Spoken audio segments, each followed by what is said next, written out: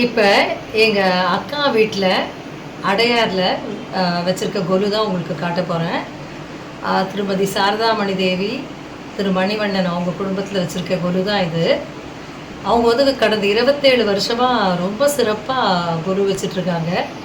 இது வந்து ஒரு ட்ரெடிஷ்னல் கொலு, எதுவும் தீமெல்லாம் செட் பண்ணி வச்ச கொலு இல்லை, ஒரு ட்ரெடிஷ்னல் கொலு. இதில் இருக்க சாமிகளை ஒன்று ஒன்றா உங்களுக்கு காட்டுறேன். இப்போ நீங்கள் பாருங்கள். முதல்ல வந்து சிவபெருமானும் பார்வதியும் இருக்கிறாங்க. முதல் படியில் சிவபெருமானும் பார்வதியும் இருக்காங்க. அதுக்கு அடுத்து வந்து நீங்கள் பார்த்தீங்கன்னா முருகன் வள்ளி தெய்வானையோட ரொம்ப அற்புதமாக காட்சி அளிக்கிறாங்க. எவ்வளோ பெரிய சிலை பாருங்கள். இந்த கொலுவில் விசேஷம் என்னென்னா, ஒரு சிலையுமே ரொம்ப அழகாக முகலட்சணமாக ரொம்ப அழகாக இருக்கும். நீங்கள் ஒரு சிலையோட முகத்தையும் பாருங்கள், அவ்வளோ அழகாக இருக்கும். அடுத்து வந்து நீங்கள் பார்த்தீங்கன்னா கிருஷ்ணர் பக்கத்தில் வந்து ஆண்டாள் பார்க்கலாம். அப்புறம் அடுத்து இருக்குது பாருங்கள் இன்னொரு சிலை.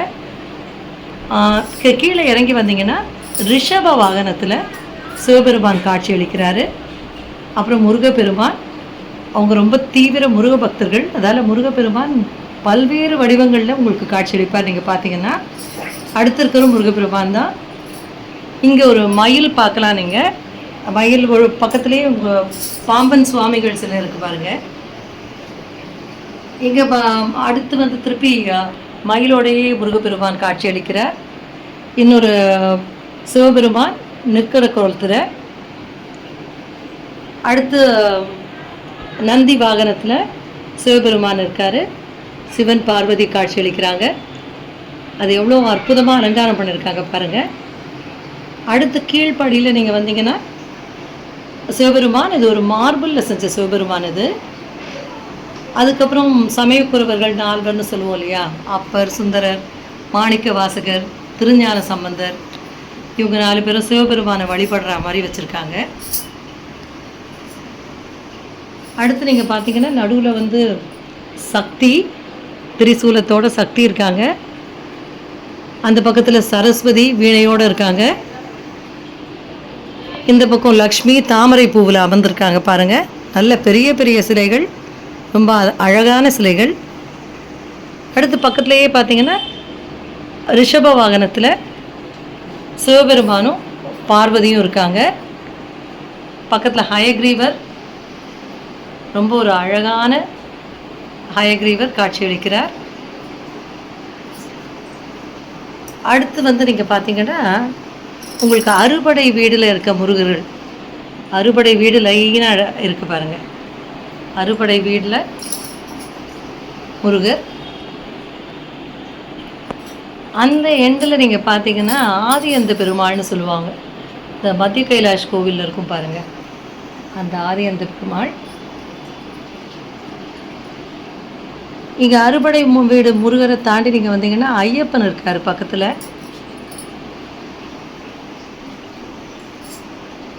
அதுக்கப்புறம் முப்பெரும் தேவியர் இருக்காங்க.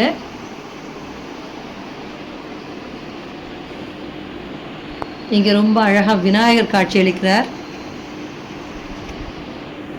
இங்கே பக்கத்தில் பாருங்கள், இந்த கலசம் ரொம்ப அற்புதமாக அலங்கரிச்சிருக்காங்க. இது சரஸ்வதி அலங்காரம். இன்றைக்கி 9ஆம் நாள்ன்றதுனால சரஸ்வதி வீணையோட வெள்ளை பட்டுடுத்தி ரொம்ப அழகாக காட்சியளிக்கிறாங்க. இங்கே அடுத்த படியில் பார்த்தீங்கன்னா ராதே கிருஷ்ணா, அதுக்கப்புறம் வந்து லக்ஷ்மி, அஷ்டலக்ஷ்மிகளும் இருக்காங்க பாருங்கள்.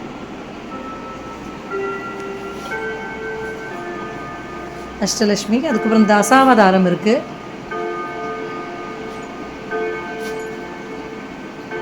தசாவதாரம். இங்கே பாருங்கள், கண்ணன் வந்து காட்சி அளிக்கிறார். கண்ணன் பக்கத்தில் அனந்த சயனத்தில் ரங்கநாத பெருமாள், பள்ளிகொண்ட பெருமாள் இருக்கார்.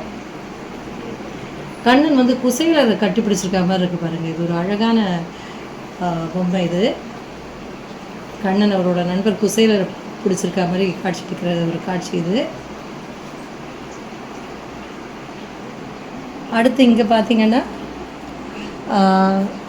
கண்ணப்பன் போய் சிவன்கிட்ட அடைக்கலமாகிறது.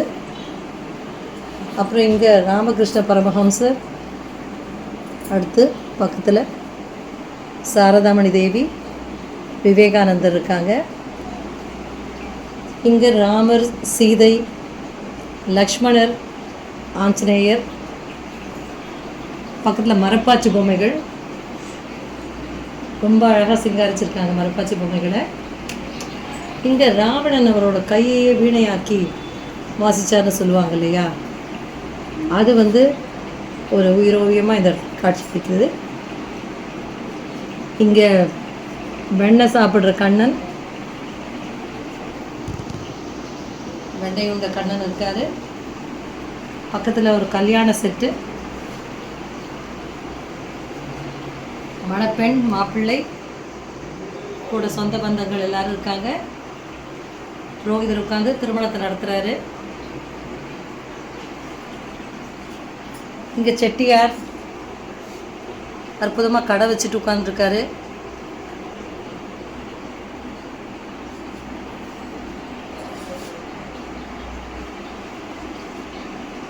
மற்றபடி குத்து விளக்கு ட்ரெடிஷ்னலாக பொம்மை குருவில் வைக்கிறது. இந்த குருவோட விசேஷம் என்னென்னா, நான் ஏற்கனவே சொன்ன மாதிரி ஒவ்வொரு பொம்மை இங்கே இருக்கிறதையும் நீங்கள் பார்த்தீங்கன்னா அவ்வளோ முகம் லட்சணத்தோடு இருக்கும். எல்லாம் நான் ஏற்கனவே சொன்ன மாதிரி இது ஒரு ட்ரெடிஷ்னல் குரு, பல வருடங்களாக பண்ணிகிட்ருக்காங்க. இவங்க தீமெல்லாம் எதுவும் குறிப்பாக வைக்கிறதில்ல, பட் முறைப்படி வைக்கிறாங்க குருவை.